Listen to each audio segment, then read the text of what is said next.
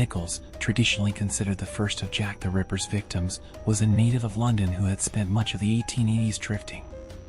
Her marriage to a man named William Nichols had apparently ended after the birth of their sixth child. William's head had been irrevocably turned by a neighbor named Rosetta. Mary Ann was laying the roots of an inevitable alcohol addiction.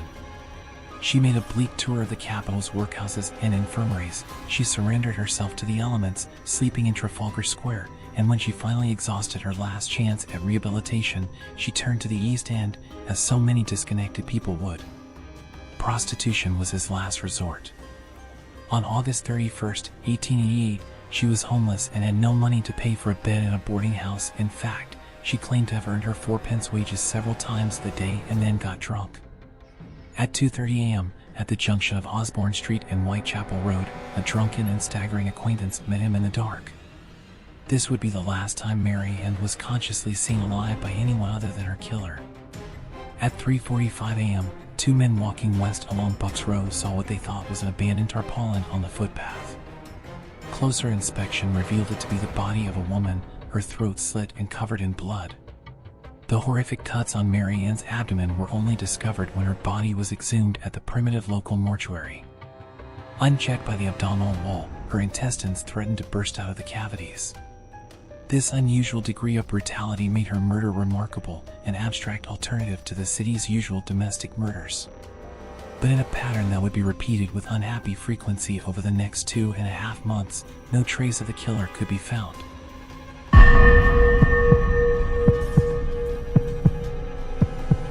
It was fair to say that things were better for Annie Chapman. Away from the upstarts of Whitechapel and Spitalfields, she had spent part of her adolescence and later part of her married life in Windsor, in the shadow of the royal castle. This may not indicate real wealth, but it probably went hand in hand with a certain level of economic comfort. Even the photograph of Annie and her husband John was taken around 1869, first identified by researcher Neil Stubbings Sheldon in 2001. It is the only photograph we have of the canonical living victims of Jack the Ripper. The photo was not a typical working-class prop. Clearly, the Chapmans were destined for better things, or at least little luxuries. But Annie soon took a familiar path, drifting away from her family and becoming increasingly intimate with drink as the 1880s progressed. By 1888, she was isolated, malnourished, and suffering from chronic illness. She was also found fighting with another woman, Eliza Cooper, over a disputed piece of soap on September 5, 1888. Annie's face had been marked in the fight, perhaps a sign of her diminished ability to defend herself. Later, at dawn on September 8, Annie's body was found in the unsecured garden behind 29 Hanbury Street, and as before, there was no sign of the perpetrator.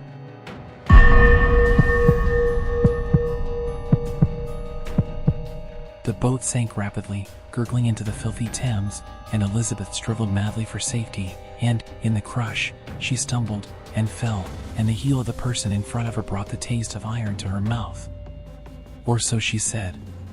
The Princess Alice disaster, in 1878, was genuine enough, but Elizabeth Stride's presence on board was a figment of her imagination. Sympathy? Perhaps. She claimed to have lost a husband and an indeterminate number of children to the dark river.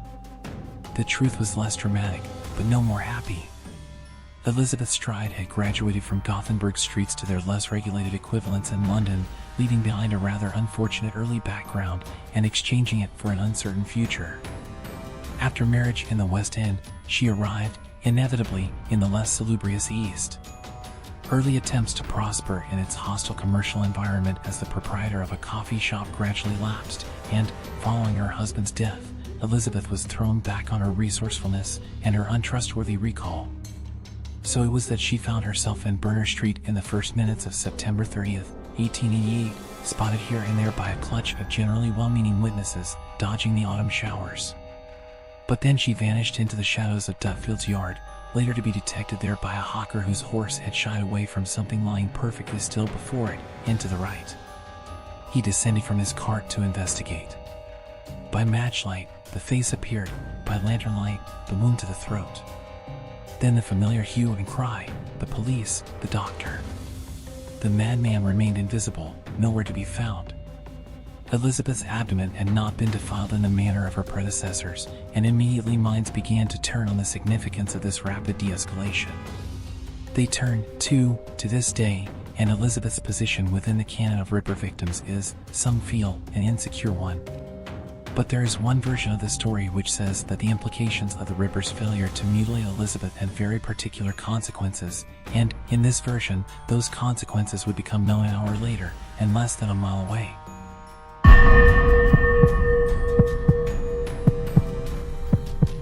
If you had been at Aldgate High Street at 8:30 on the evening of September 29, 1888, you would have seen P.C. Lewis Robinson peering down at the figure in the shadows, lying at his feet. A crowd had gathered, but nobody knew her. He took her up and propped her against the shutters of a shop. She slipped, drunkenly, sideways. After a few hours in the cells at Bishopsgate Police Station, Catherine Eddowes was slightly recovered from her binge and ready to be released. She had studiously avoided telling the police her real name. She took the moralisms of the duty officer in good spirit. She pulled the door to the police station almost to, and she turned left, heading away from Whitechapel. It was 1 a.m. on September 30th, 1888.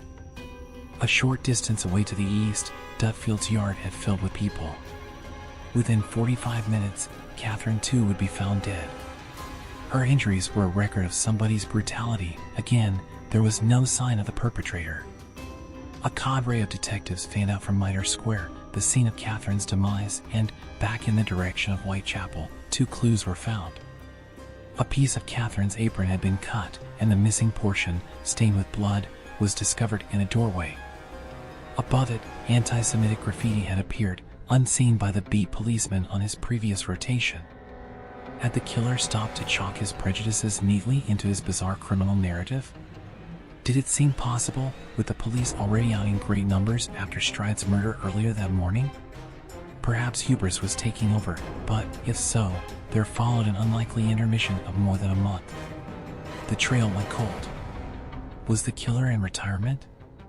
Or would he return?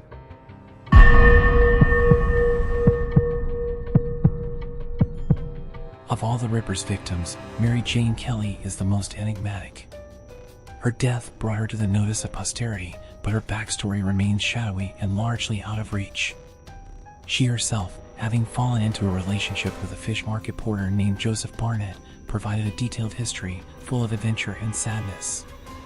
Some aspects of her self-described past now appear to check out, but still a comprehensive and verifiable overview of her background continues to elude researchers. The photograph of Mary Jane's corpse, on her bed, divested of practically everything which made her human, is the last, hideous memento of Jack the Ripper's murderous fugue. In a break with his previous habits, the Ripper ventured inside to kill, and apparently satisfied himself that he was unlikely to be interrupted that night. Barnett had, indeed, moved out of the squalid room in Miller's Court which he had shared with Mary Jane a few weeks earlier, insulted by her return to regular prostitution, leaving her alone. Living upstairs, Elizabeth Prater heard a cry of murder at about 4 a.m. of November 9, 1888, but she did nothing about it. Mary Jane's lifeless body was discovered shortly before 11. One senior policeman, reviewing the case later on, concluded that the abattoir scene in Miller's Court had tipped the mind of its creator. Perhaps. It is certainly true to say that nothing on a comparable scale happened again. Jack the Ripper's true identity died on the blanched lips of Mary Jane Kelly.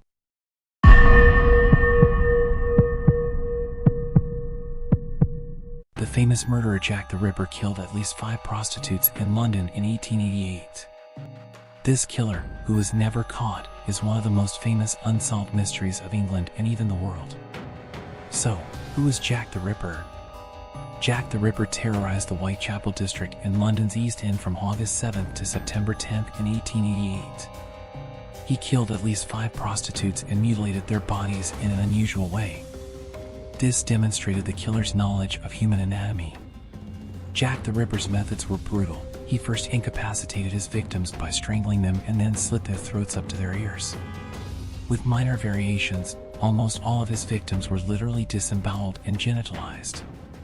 They were also found with some of their organs stolen and sometimes with their noses and ears cut off. Jack left his victims where they were after arranging them with their knees drawn up to their stomachs and their legs spread open. These attacks on women living in the East End of London at the time of the murders were largely carried out against women, leading to uncertainty as to how many victims were killed by the same person. Between April 3, 1888 and February 13, 1891, 11 murders were committed, and the investigation records of these murders by the London Metropolitan Police were collected in a single file called Whitechapel Murders. Although the idea that these murders were committed by a single person is far from being generally accepted, 5 victims, the so-called 5 in a row, have been definitively recognized as Jack the Ripper's victims. Most experts agree that the slitting of the throat, dismemberment of the abdomen and genitals, removal of some internal organs, and facial mutilation were the manner in which Jack the Ripper carried out his murders. The first 2 Whitechapel murders, those of Emma Elizabeth Smith and Martha Tabram, were not included in this ordered 5. Emma Elizabeth Smith was robbed and sexually assaulted on April 3, 1888 in Osborne Street, Whitechapel, where a blunt object was inserted into her genitals and her peritoneum ruptured.